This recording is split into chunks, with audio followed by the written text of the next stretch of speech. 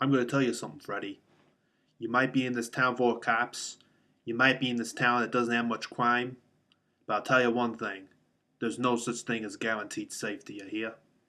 No matter where you go, no matter where you live, there's always going to be crime. There's always going to be cops, but there's always going to be criminals. And you, Freddie, if you can't be a cop, well, then you damn well should better you learn how to be a cop again. Because I'm not dealing with this bullshit.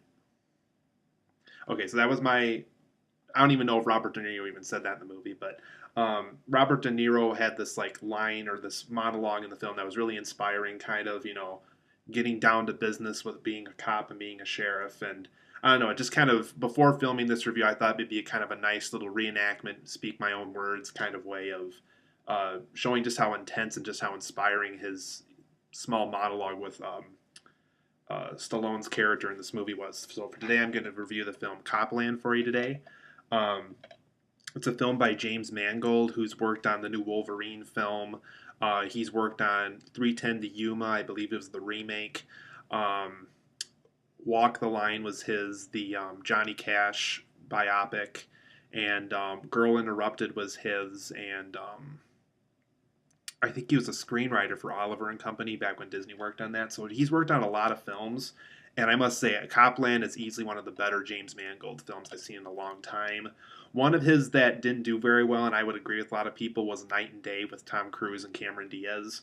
But Copland, this is what James Mangold is made out of, and I'm going to definitely explain in this review why I think Copland is such an amazing film. So Copland, you guys, it's basically a story where there's the city of New Jersey. I think it's Garrison, New Jersey is the town that Stallone is a sheriff in, and there's a city right next to it. And in the city, it's loaded with crime. The cops aren't safe to live there. Crime is much more dominant than in this town. But to make sure that the cops have a safe place to live and that have a safe place to get their groceries and everything, they live in this Garrison, New Jersey, where most of the cops that work in New Jersey live. It's a very cop-dominated neighborhood. There's not a lot of crime in this area. Stallone plays the sheriff that supervises this area of town. Robert De Niro is kind of this New Jersey city.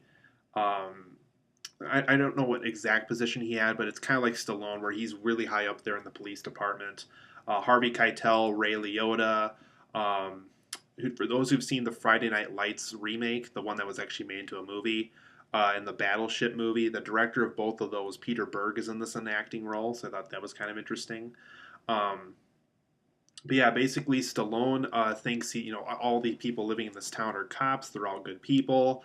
They're never going to turn against him. It's an easy place to be a sheriff of because there's not a lot of crime. But the Stallone's view of this whole town gets spin on its head when he begins to realize that some of the cops he works with aren't exactly good people. When some of them have connections to the mafia. When there's a lot of things going on in this town that haven't been going on before. And Stallone's character is very much out of shape throughout the story. In fact, Stallone gained 40 pounds before the movie started filming to really give you the impression that, he just kind of lost his touch as a cop after a while, lost his touch as a sheriff. Kind of reminded me of Tommy Lee Jones with No Country for Old Men. He's been doing it for a while, thinks he knows everything about the job, feels like he doesn't have to work out again. It's kind of an easy breeze, just going to work. I know exactly how to handle this kind of thing. But his whole perspective, and he learns how to be a sheriff again through all these really bad things that happen in this town. And, friends that he thought, were good cops that were, good friends of his, would never tell a lie to him. Those kind of connections with people get lost with him after a while. And there's just some serious bad killings and lies and fake deaths that keep going on in this town. And Stallone really gets down to brass tacks at the end of the films, becomes the sheriff, and just really takes care of the problem.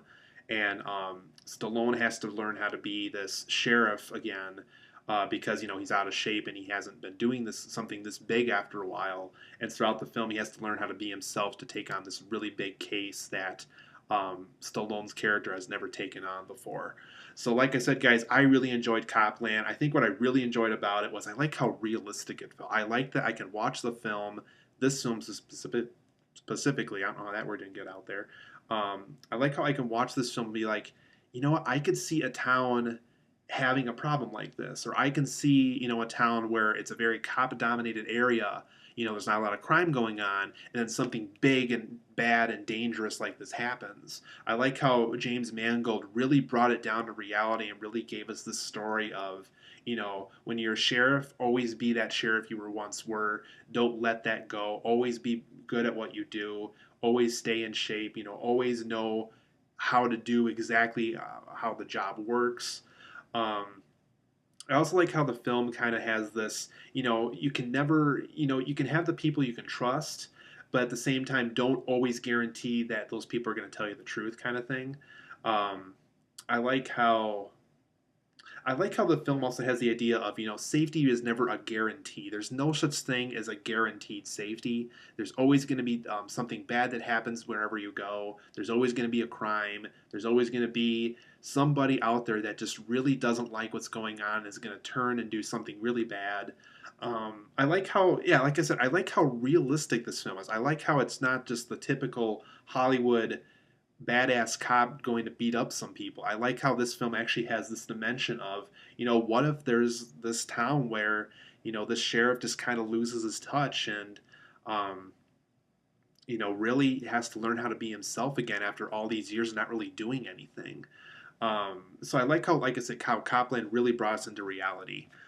So for the positives and negatives, you guys, I like how there was no overly macho characters in this. I'm glad I can watch a cop film and be like, okay, I can see a cop being like that. I can see, they're tough. They do the job right. They don't work out in the gym 3 hours a day, but they do their job well. They might go and get a few donuts every once in a while, but it's just I like how these characters. I feel like I can go into a neighborhood, 5 miles down the street and see a neighborhood like this. I like how I can see, these characters that feel like they can live and breathe within our reality.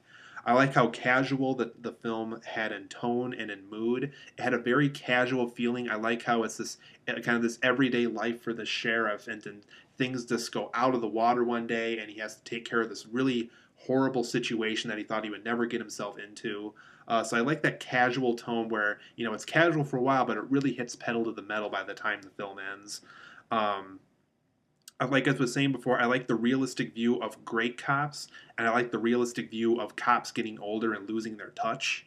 I think this film does a very good job with that. Specifically with Stallone's character, with how does he's this good cop, he's this good sheriff, but he's starting to get lazy, and he has to learn how to be that good sheriff again after this horrible, horrible situation with betrayal and crime happens in this town, and he has to really learn how to be that younger self again, to be this really good sheriff all over again. Um, I like I was saying before. I like that there's this feeling of that safety is never a guarantee. There's always going to be something bad. There's always going to be a conflict. There's always going to be a crime happening, no matter where you go. Um, and I also like how the film kind of gives you hope that even if you're not this big macho person, even if you're not this brand new hip happening guy that works out 3 hours a day kind of person, you can still take on these really big situations and really get it resolved and really do your job well. I like how Copland really gives that realistic feeling of those kind of things. Robert De Niro has a great performance in this. I really liked his character. Like I was showing you in that little skit I did at the opening of this video, he kind of had this really like getting down to brass tacks talk with Stallone in this film, and he just really you really believed the guy after a while. And I liked when he gave up, and when he had confidence, he had confidence. And when Stallone wasn't doing his job, he was the one making sure that Stallone was on the right track with this really horrible situation going on in this town with all this crime that came out of nowhere. Um, there was a ton of likable and interesting characters in this. Even though I won't get into too much detail because it might go into spoiler territory, I like that there's characters in here that even though they're villainous and you find out more villainous things about them throughout the film, you still like them. There's something likable about them, and in a way you don't want them to die by the end of the film because you like them so much. But they did this horrible thing, and you have to understand why characters like Stallone and De Niro are after them. Why they're going to do this really really horrible thing to make sure this big crime outbreak doesn't happen in this town again. Um, And Harvey Keitel, I guess with his character specifically, you like the guy, but there's something about the guy that always is happening throughout the film. It's just like, I don't know if you should be doing that or not. Um, like I was saying before, I like how the villains act hidden and secretive. I forget his name. I always forget this actor's name. Um, what is Robert Patrick, the guy from Terminator 2? He played that evil cop Terminator. He's in this film. He's another character like Harvey Keitel, where he's secretive, he's hidden. You know there's something wrong about him, but I like how Stallone kind of gives him a pass because he likes him as a cop. He's worked with him on cases.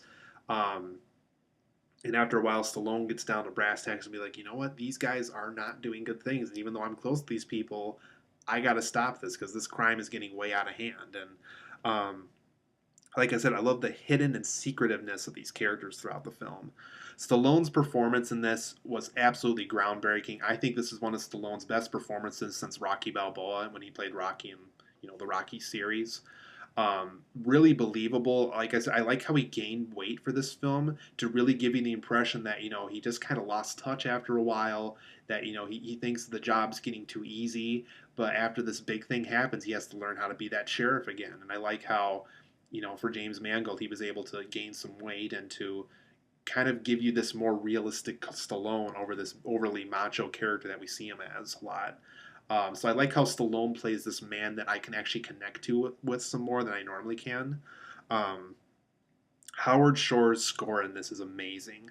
I think this is probably one of his best scores since Lord of the Rings. Um, I just even throughout the day while after I was done watching this film, I had his score going through my head a lot. I think it's on YouTube somewhere, just like his Copland Suite.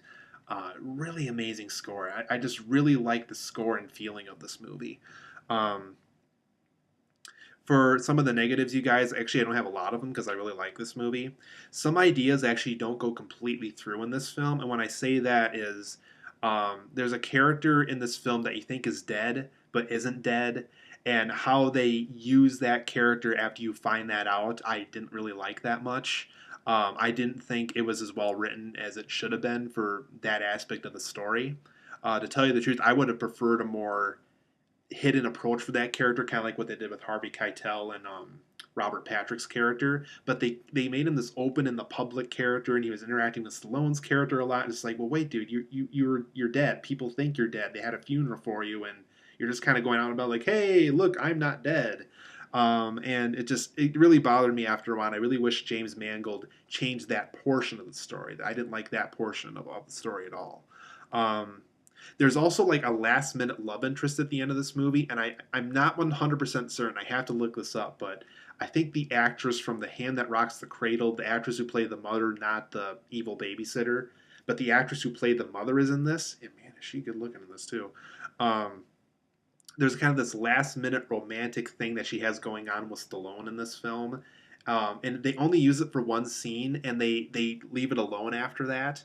And I wonder why. I don't know if just they ran out of time and James Mangold didn't want to touch back on it again.